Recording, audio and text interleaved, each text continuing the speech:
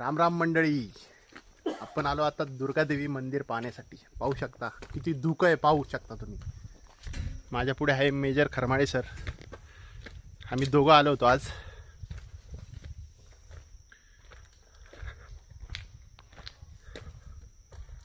या ठिकाणची एक विशेषता आहे,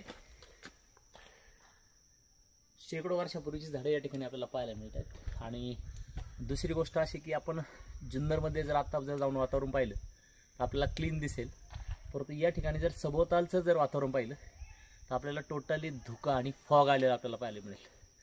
आणि ह्या झाडांवर वेगवेगळ्या प्रकारच्या वनस्पती उगलेल्या आपल्याला पाहायला मिळतात, ज्यांना आपण म्हणतो काय म्हणतो सचिन, काय म्हणतो आपण? कशाला? झाडावर एक वनस्पती उगवतात त्यांना काय म्हणतात? परजीवी वनस्पती आपल्याला या झाडांवर पाहायला मिळतात. चला आपण दुर्गादेवीपाशी आलो आहेत. दुर्गादेवीची एकदा आपण दर्शन घेऊया आणि कोकणकड्याची सैर करूया.